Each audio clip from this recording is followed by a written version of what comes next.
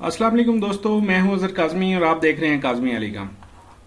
दोस्तों, आज की इस वीडियो में मैं आपको बताऊंगा कि हम RT809F में कोई भी फ्लैश आईसी जो डिटेक्ट ना हो रहा हो उसको कैसे ऐड कर सकते हैं।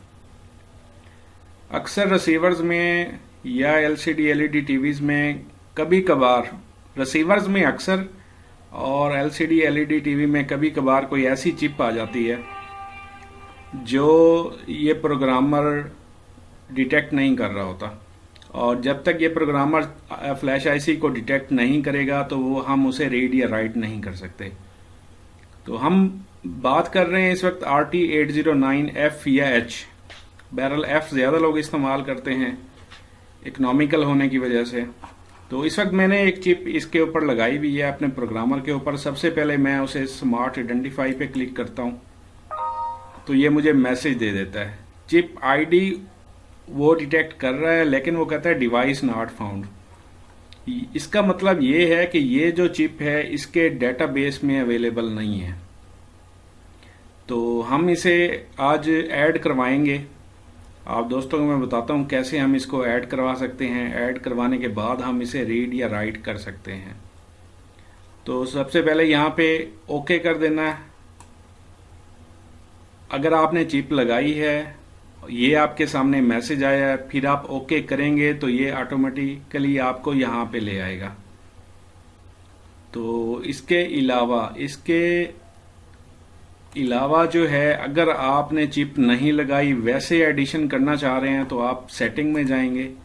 सेटिंग में जाके ऐड चिप पार्ट नंबर, इस पे क्लिक करेंगे तो ये आपको जो है यहाँ पे डाटा दे देगा।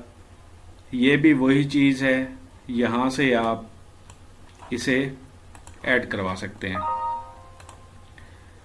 तो इसमें सबसे पहले जो इसका जो पार्ट नंबर है 25Q32 है। 25Q32 ये मैं यहाँ पे लिख देता हूँ और इसको हम यहाँ पे इसका जो एल्गोरिथम इक्वल है 25Q32 ही होगा। तो लिहाजा 25Q32 रख देते हैं क्योंकि ये 4 MB की है तो इसने इसके इक्वल ही उठाना है। 32 हमें पता है 4 MB की है तो 4 MB इसने यहाँ से उठा लिया। मैन्युफैक्चरर जो है ये है बोया माइक्रो, BOYA बोया MICRO, बोया माइक्रो। ये चिप जो है अक्सर F1 F2 GO2 वाले जो HD रिसीवर्स हैं उनमें लग के आती है। और मैंने कई बार देखा है जिन दोस्तों के पास EZP वाला प्रोग्रामर है जिसको हम अपडेट नहीं कर सकते या जिसके अपडेट्स नहीं आते। एक दोस्त के पास सूफी वाला प्रोग्रामर था, उसमें भी ये प्रॉब्लम आ रहा था।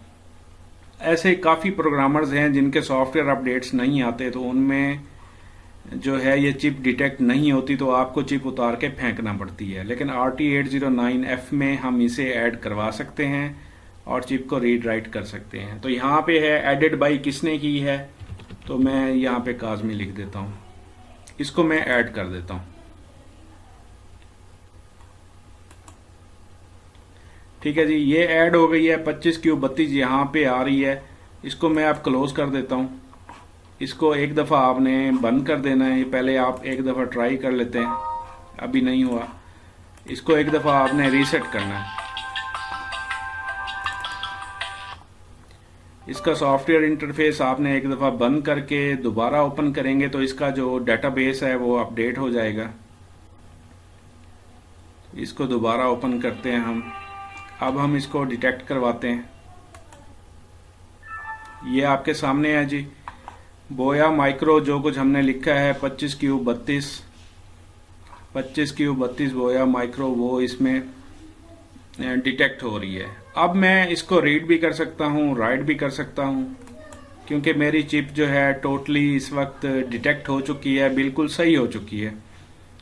मैंने देखा है अक्सर दोस्तों को ये चिप उतार के फेंकते हुए क्योंकि उनसे ये रीड राइट नहीं हो सकती तो चिप को रिप्लेस कर देते हैं, जिसमें कस्टमर का भी लॉस होता है और चिप भी ज़ाया हो जाती है। बहरहाल ये मैंने रीड कर लिया है, अगर सेव करना चाहें तो कर सकते हैं। बहरहाल इसको मैं फ़िलहाल सेव नहीं करने लगा। तो इसकी एक और बात आपको बताता चलूँ, RT809F के कुछ अरसे बाद अपडेट्स आते रहते हैं।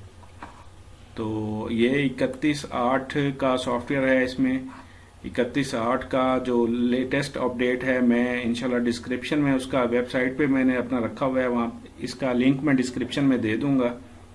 जिन दोस्तों के पास ये है वो अपडेट ज़रूर किया करें, उसमें भी काफ़ी सारी जो चिप्स हैं वो ऐड हुई भी होती हैं। तो ये थी दोस्तों आज की वीडियो। उम्मीद करता हूँ आपको इसमें काफ़ी कुछ नॉलेज में इजाफा हुआ होगा और चिप ज़ाया होने से आप बचा लेंगे। उम्मीद करता हूँ कस्टमर का भी लॉस नहीं करेंगे। तो इसके बारे में कोई भी आपका कमेंट हो तो आप पूछ सकते हैं, इंशाल्लाह मैं आपको रिप्लाई करूँगा।